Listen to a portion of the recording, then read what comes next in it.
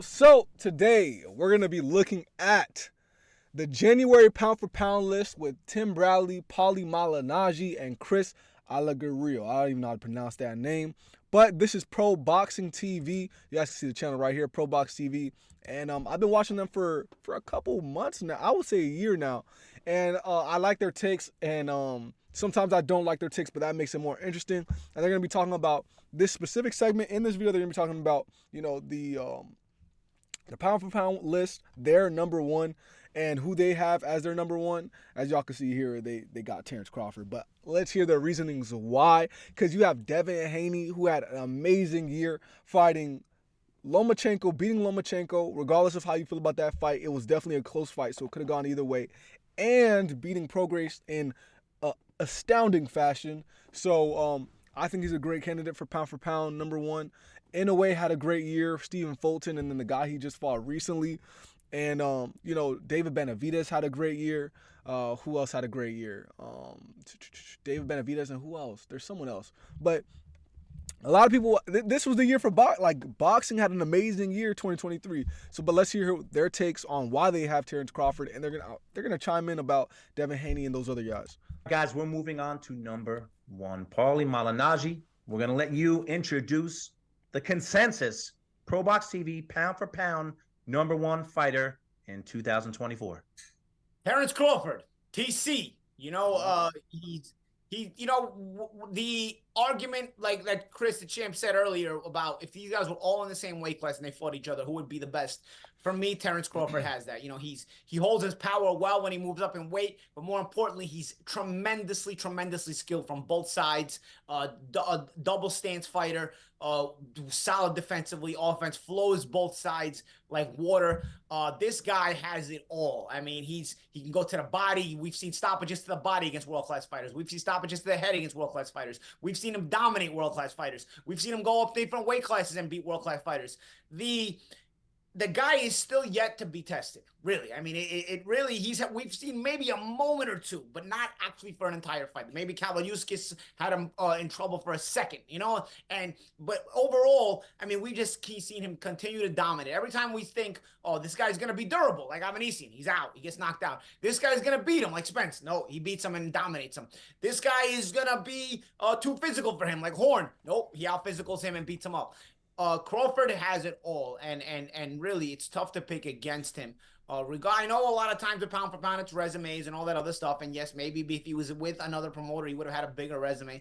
But I think the way it's been done with Crawford and the not just the body of work, maybe could have been a little better. But when you look at the way he's beaten everybody he's beaten, it's just too dominant. And I think when you start getting to the nitty gritty of the pound for pound list, where these guys are all so good and it's all an imaginatory ranking anyway, you got to start looking at the way these guys win, because that's the comparison, because they're all dominant. That's why otherwise they wouldn't be on this list. And this guy for me is the most complete fighter in boxing. Yeah, I think he kind of hit the nail on the head. He said a lot of great points. And if you guys watch my prediction video, I did have Errol Spence winning. And some of you guys may be like, oh my gosh, you really had Errol. But that's good to say in hindsight. But at the time, it was a genuine 50-50 for me. And I thought Errol Spence overall was just bigger, stronger. And his boxing ability, although not as technical as Crawford and as elusive as Crawford and as fast as Crawford, I thought the boxing not boxing IQ, boxing fundamentals would get him by, as well as his physicality. But Terence Crawford to me showed that he is the best boxer in boxing right now. From technicality, defense, offense was just amazing. He literally had a perfect performance. A perfect performance. I have not seen a performance that well in years of me watching boxing, which it was just, to me, it was just mind-boggling. But he hit the nail on the head. You also have to start looking at what he said. You also have to start looking at how these fighters beat each other, And the way Terence Crawford has been beating every single opponent has been absolutely crazy. There's a clip going viral of, him facing Sean Porter and the corner saying, yo, Terence, you're losing. In that same round, he knocks down Porter, and that leads to Porter's downfall. It's absolutely insane. the way Crawford finishes off his opponents and shows no mercy. I even saw an interview with him where they were asking like, "Yo, like Spence could have died in the ring or whatever," and like Terrence was like, he's like, or they brought up Drago from Creed, or not Creed from, man, I forgot the movie. Everybody's gonna be going crazy now, but whatever. About like if he dies, he dies. You know, the Drago saying, and that's what Terence Crawford said. Terence Crawford said, yeah, hey, if he dies, he dies. I'm like, Drago, like, it is what it is. Like, Terence Crawford, he has every single thing checked off. His bloodthirst is checked. His physicality is checked, even though he's a skinny guy. It's like, you know, he had that wrestling background, et cetera, et cetera. He's like, you know, he's very physical, very quick. His speed's amazing. His defense is great. His coaching, like, everything Crawford checks off. And I was definitely wrong about my prediction.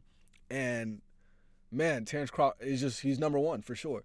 Paulie Malignaggi hit it on the head for sure. Him.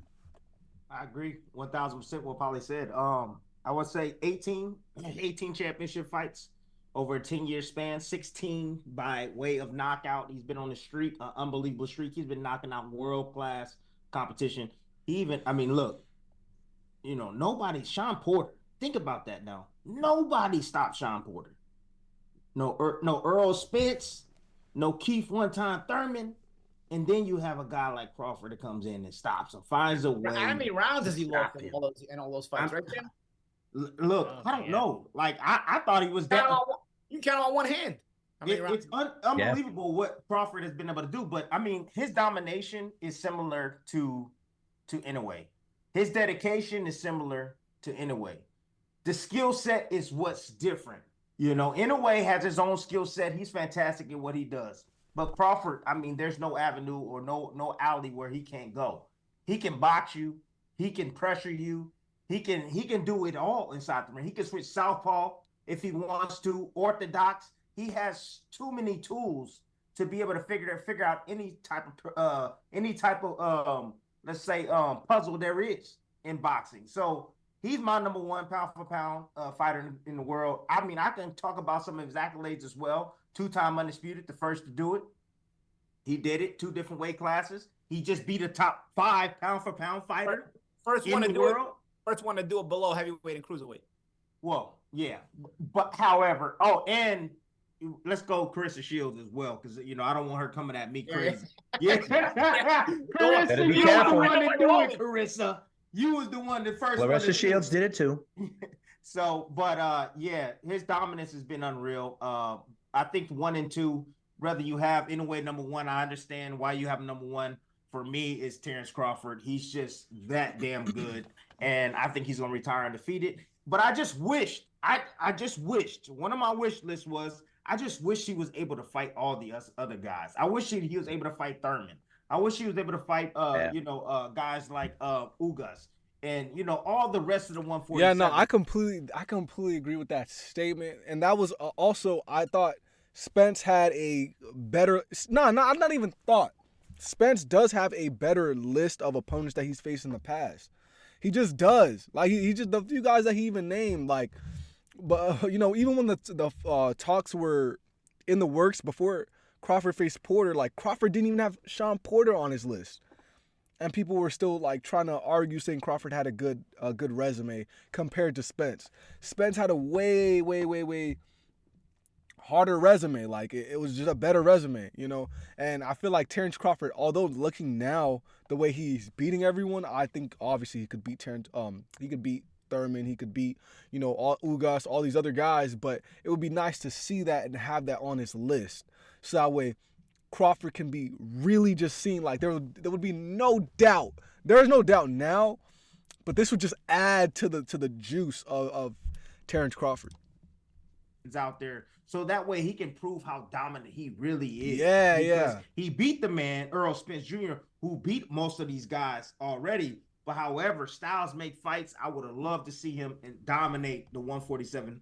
Yeah, man. If he did that, oh my goodness. Like, if he did that, that would make him more of like that would make him more than just a household name. Like, he would really, like, because now he's a household name, I would say, after this fight. But look how long it took him to get there, as well as look how he's a household name now, but he would just be like an astounding force. Like he would be on everybody's all-time list, like top 5. Although I think, man, he should be top 5 now, damn near. But like he'd be guaranteed top, like the way he would, if him and Errol switched opponents, and Crawford were to finish them off the way he has been finishing off people, and then fought Errol, bro. Oh my goodness. Oh my goodness. It would have just been more of a. Yeah, I mean, of a legacy. My esteemed colleagues put it great. But yeah, let me put it like this. But no, Tim, when you were couldas. rattling off the accolades of Inoue, I'm sitting there. I'm like, that's a tough thing to beat. Honestly, he could be number 1. But then I go back to my criteria for who's the man. Who kicks whose ass? Terence Crawford kicks everybody's ass. Everybody. You guys mentioned the dual-sided ability to fight on both sides. You're fighting 2 guys. So as good as Inoue is, if they match up everything, all right, maybe he could beat him on his left side. Can you beat him on his right though? I don't know. I don't think so. And then can you beat him when he's switching side to side? When he does something really good off that side, then switches to the other side, then does something else he does really good. How do you deal with that guy? That guy to me is unbeatable because he's so fluid. It's like Bruce Lee said, be like water. Terence Crawford's like water. Yeah. He doesn't have a specific style. He doesn't have a set tone. He's like an alien in there. He's got something that no one else has. He can do things other people can't do. You can't prepare for that guy. And that's why I got him as number 1, because he's so dynamic. He's damn near unbeatable. And he's got the grit. He trains hard. He's one of those guys that's like the Michael Jordan. Yeah, he's got all the talent in the world, but guess what? He's got the work ethic too. Guess what? He's got the mindset too. Guess what? He's got the competitive mind and ability and that championship lifestyle. We were talking about thank you for reminding me, Tim. Paul, you brought up how mean Inoue is. I disagree. I think Inoue is cold-blooded. He's clinical. He's like a scientist in there. Terence is mean. Like that Kapolowskis fight. He got hit with a shot and got meaner. I called that fight for international. He walked his ass down and beat him up like he stole something. Oh, you're gonna hit me? Oh, you're gonna embarrass me by hitting me? Your night's over. Man, even with Sean Porter, the way he carried Sean Porter up, put him against the ropes, like that's your homeboy, and you did that to him. The way Crawford's just mean, ruthless, bro. He don't care. When I seen him pick him up like a child and walk with him to the corner, like the ropes, I'm like, oh my gosh. That's a bad man right there. That's a bad man right there. Because he kicks everybody else's ass. That's my criteria for who's the man. So Terence Crawford's the man. So Chris, I get your criteria, but what about the fact that I think a lot of fans are going to say he only fought once this year, and I get who he fought. I mean, you guys have said who he fought, but he only fought once in 2023. Does he deserve to be number 1? But you say yes. So he's not my fighter of the year. He's my pound for pound number 1. Different thing. My fighter of the year was Naoya Inoue because he was active and he had the Stephen Fulton fight, and also Tabalis was a significant win. Becoming a two division undisputed champion in like just over a year. It's very impressive. Very impressive year.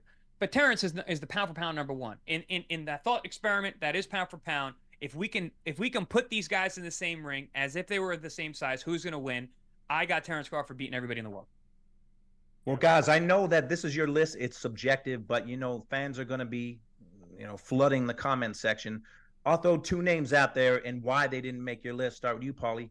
People are going to say Devin Haney. He had a great year. He beat Lomachenko. Paulie, he beat Lomachenko. And he beat Prograis. and David Benavidez, who had a spectacular year as well. How did those guys not make the top 3? But this is a pound for pound list. This isn't it's not a year in review. These are more debates for fighter of the year.